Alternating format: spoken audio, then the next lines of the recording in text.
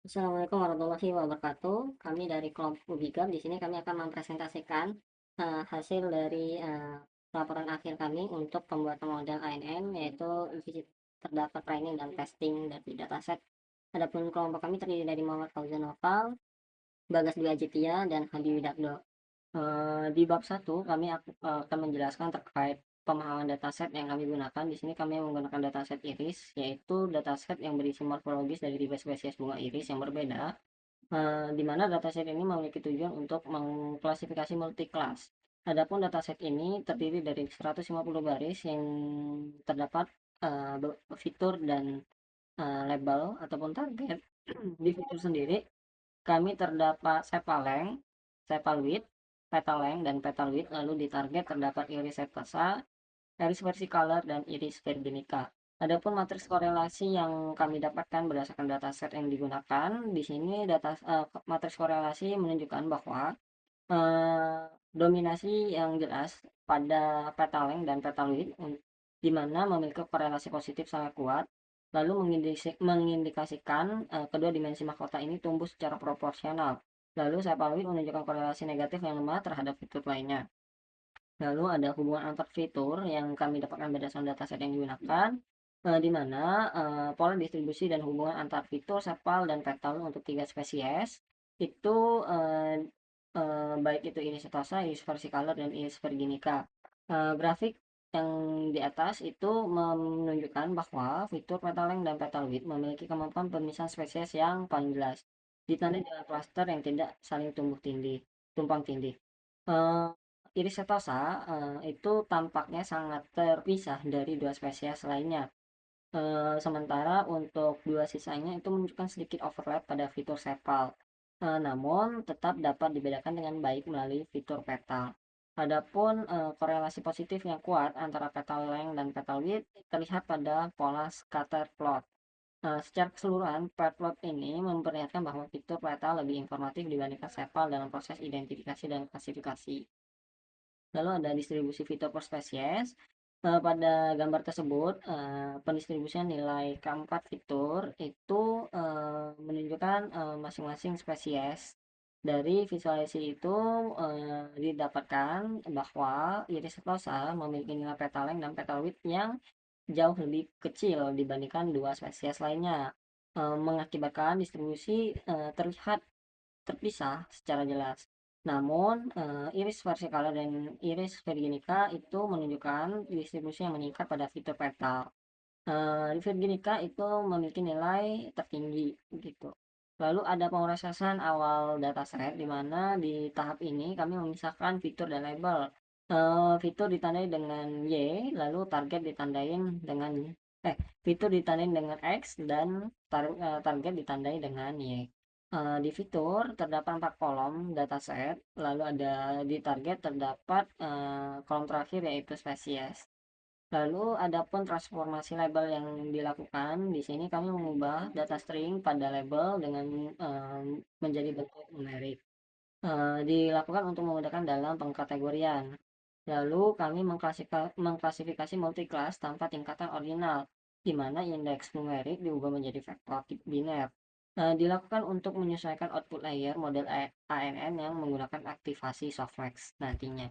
Lalu pembagian data, kami melakukan pembagian 80-20, di mana 80 untuk training dan 20 untuk testing. Lalu kami pun mempertahankan proporsi kelas agar sebaran dari spesies itu seimbang baik di training dan testing. Lalu ada penskalaan fitur. Pada penskalaan fitur ini kami melakukan standarisasi dengan menggunakan metode Z-score. Proses ini mengubah distribusi data yang awalnya memiliki rata-rata 0 dan standar deviasi 1. Penskalaan dilakukan pada data training dan transformasinya akan diaplikasikan ke data testing untuk mencegah kebocoran informasi. Selanjutnya akan dijelaskan oleh teman saya. Oke, yang selanjutnya adalah bagian landasan teori. Nah, di sini kami akan menjelaskan konsep dasar dari metode ANN serta komponen model yang kami gunakan. Yang pertama itu ada ANN ataupun Artificial Neural Network. Nah, ANN ini merupakan model pemrosesan komputasi yang terinspirasi oleh cara sistem syaraf manusia bekerja. Dalam model ini terdapat beberapa komponen kecil yang disebut dengan neuron. Nah, neuron ini akan saling terhubung satu sama lain untuk menyelesaikan suatu masalah. Nah, dengan kata lain, ANN ini meniru cara kerja otak manusia dalam pengambilan suatu keputusan.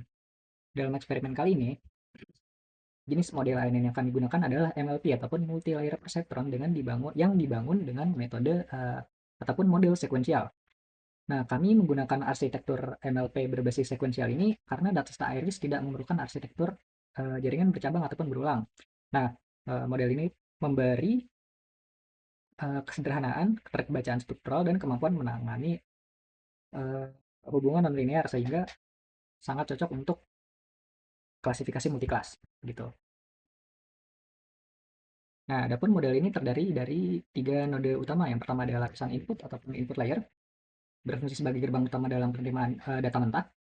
Di sini tiap node mewakili tiap fitur. Pada konteks dataset iris, mewakili sepal length, sepal width, petal length, dan petal width. Yang kedua adalah hidden layer ataupun lapisan tersembunyi, berfungsi untuk ekstraksi fitur dengan transformasi nonlinear dari data yang telah diterima pada lapisan sebelumnya. Nah, pada lapisan ini model dapat memiliki satu atau lebih hidden layer. Maksudnya lapisan ini adalah tempat neuron bekerja ataupun tempat neuron berpikir gitu, mengambil keputusan. Nah, yang terakhir ada lapisan output, merupakan lapisan terakhir pada model. Pada bagian ini jumlah node harus sesuai dengan jumlah kelas target atau label yang diklasifikasikan.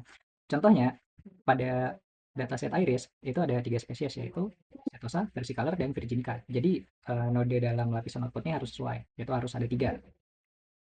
Nah, selanjutnya ada model arsitektur. Ini kami menggunakan kelas sekuensial dari library kelas TensorFlow. Nah, setiap neuron ini terhubung satu sama lain ke setiap neuronnya, ataupun bisa dibilang dense layer atau fully connected. Selanjutnya ada fungsi aktivasi, merupakan komponen matematis yang dimasukkan pada neuron untuk memungkinkan model mempelajari pola kompleks dan nonlinear. Ada ReLU, Rectified Linear Unit. Fungsi ini digunakan pada hidden layer. Fungsi ini bekerja dengan cara mengubah nilai input negatif menjadi nol. Jadi bisa dibilang fungsi ini adalah gerbang penerimaan bagi data yang telah diproses gitu. Misalkan neuron A itu ingin fokus untuk mencari identifikasi karakteristik dataset iris setosa. Nah, ternyata yang masuk itu adalah dataset iris versicolor. Nah, jadi hasilnya itu akan minus gitu ya. Misalkan yang masuk itu versicolor pada neuron yang ingin mencari identifikasi iris setosa. Nah, nanti minus ini akan diubah menjadi nol sehingga datanya tidak akan diproses oleh neuron gitu karena dianggap tidak penting. Selanjutnya ada softmax digunakan pada output layer untuk mengatasi masalah pada klasifikasi multiklas. Nah, ini bertujuan untuk menghitung probabilitas pada hasil output di mana akan dinilai probabilitas yang terbesar sebagai prediksi akhir gitu. Ada loss function yaitu sparse categorical cross entropy. Digunakan dalam proses pelatihan model berperan sebagai matriks evaluasi yang mengukur seberapa jauh perbedaan probabilitas hasil prediksi dengan label aktualnya. Jadi di sini sebagai apa ya, pengujian terakhir gitu sebelum model menentukan klasifikasi sebenarnya. Nah, fungsi optimasi ini ada optimasi Adam, lalu algoritma ya menggunakan optimasi Adam. Nah, Adam ini menggabungkan kedua konsep RMS PROP dan gradient descent. Nah, skema eksperimen dalam NN ini ada pertama pre-processing, yaitu dimulai dengan label encoding, lalu data splitting 80/20, lalu standard scaling untuk meratakan jarak dari datanya, jadi agar tidak terlalu jomplang gitu. Oke, selanjutnya ada konfigurasi arsitektur, di mana input layer menerima 4 fitur, yaitu sepal length, sepal width, petal length, petal width, lalu hidden layer terdiri dari 8 neuron dengan aktivasi ReLU, lalu hidden layer kedua juga terdiri dari 5 neuron tentunya dengan aktivasi ReLU, dan output layer terdiri dari 3 neuron dengan aktivasi softmax untuk menghasilkan probabilitas prediksi di akhir. Nah, parameter pelatihannya itu yang pertama ada epochs, merupakan satu siklus lengkap melalui dataset, yaitu sebanyak 100 kali perputaran gitu, iterasi. Lalu ada validation split, merupakan teknik penyisian bagian kecil sebagai alat uji coba pelatihan selama uji coba berlangsung. Tujuannya adalah untuk pencegahan overfitting. Nah, eksperimen ini menggunakan 80% data sebagai data untuk dipelajari dan 20% sisanya untuk uji coba. Lalu ada evaluasi. Tahapan ini dilakukan setelah melakukan training menggunakan data yang pengujian yang telah dipisahkan gitu. Jadi dari 20% data yang tadi itu akan diujikan sebagai bentuk evaluasi. Nah, metrik utamanya ada akurasi dan juga loss. Akurasi ini untuk mengukur persentase ketepatan prediksi, dan loss ini berupa nilai kesalahan numerik yang dihitung menggunakan fungsi sparse categorical cross entropy. Nah, nilai loss yang rendah pada data testing mengindikasikan bahwa probabilitas prediksi model sangat mendekati target yang seharusnya. Jadi, menandakan model itu tidak mengalami overfitting. Mungkin selanjutnya akan dilanjutkan oleh teman saya, Bagas. Baik, di sini saya akan melanjutkan laporan dari kelompok kami. Nah, selanjutnya ini ada bab 3, yaitu hasil eksperimen dan pembahasan. Di sini hasil pelatihan dari testing model ANN yang telah kami lakukan untuk 100 epoch untuk memantau pergerakan nilai loss dan akurasi. Di sini ada analisis konvergensi, yaitu kita mentraining untuk fase awal dari epoch 1 sampai 10. Di sini dapat dilihat dari gambar kalau akurasinya itu di sini ada fase awal epoch itu 1 sampai 10 yang nilai lossnya tinggi dan akurasinya rendah, karena ini di training di awal. Kita bisa lihat di sini akurasinya rendah di sekitar 0,2 dan 1,8 dan lossnya itu 1,3. Lalu kita lanjut ke laporan selanjutnya, fase pembelajaran. Nah, ini fase pembelajaran sampai ke parameter 103. Nah, di sini ada 40 di layer 1. 40 itu didapat dari 4 input.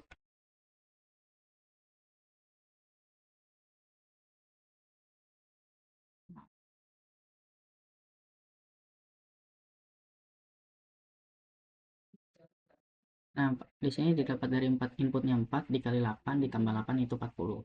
Lalu 8 dikali 5 40 juga, seperti itu. Nah, lanjut ke fase konvergensi di epoch 100. Nah, fase akhir pelatihan nilai lossnya itu stabil di 0,46 dan akurasi validasi 93%. Bisa dilihat dari grafik, bisa juga dilihat dari akhir sini. Nah, lossnya ini sekitar 0,43 dikurangin gitu. Lalu selanjutnya ada hasil pengujian. ANN evaluasi menggunakan data uji sebanyak 20%. Nah, 20% dari total dataset. Datasetnya ini ada 150 data. Nah, di sini kita melakukan hasil evaluasi kuantitatif. Di sini ada tes lossnya itu 0,375 dan akurasinya 93. Kita melakukan verifikasi perhitungan secara manual. Menguji N adalah sampel 30 karena 20% dari 150 adalah 30. Jadi akurasi sama dengan jumlah prediksi dikali 100% dan jumlah benar, data benar 28. Berarti ada dua kesalahan. Nah, dua kesalahan ini spesies yang mana sih? Nah, di sini kita melakukan validasi loss. Nilai tes lossnya itu 0,37. Nah, presentasikan rata-rata negatif logaritma. Kita pakai rumus rata-rata probabilitas. Di sini pangkat min 0,3715 yang itu kira-kira 68% menunjukkan model memiliki tingkat keyakinan yang cukup kuat. Di sini ada analisis confusion matrix. Nah, di sini klasifikasi sempurna di Iris Sentosa dengan 100%, bisa dilihat di sini 110. Nah, lalu untuk misklasifikasi ada dua. Di sini ada Iris versicolor dan Iris virginica. Lalu selanjutnya kita masuk ke kesimpulan. Di sini berdasarkan perancangan, performa modelnya itu tinggi, yaitu 93 pada tahap testing menggunakan 20% dari total dataset yang ada. Yaitu yang kedua itu stabil proses pelatihannya. Dilakukan pelaksanaan dengan 100 epoch. Menjadi angkanya itu lossnya signifikan dari 1,33 jadi 0,46 pada training. Lalu analisis klasifikasi spesies. Di sini ada confusion matrix, tingkat akurasi dengan sempurna 100 dan ada yang terjadi kesalahan, yaitu iris versicolor dan iris virginica. Lalu ada efektivitas arsitektur menggunakan dua hidden layer di sini. Tadi layer yang pertama itu 8 neuron dan 5 neuron. Nah, fungsi aktivasinya relu. Nah, yang ke untuk output softmax sekarang untuk mengklasifikasikan. Lalu tingkat keyakinan model di sini evaluasi nilai tes sebesar 0,375 membuktikan keyakinan cukup kuat dengan rata-rata probabilitas prediksi benar sekitar 68%. Terima kasih. Assalamualaikum warahmatullahi wabarakatuh.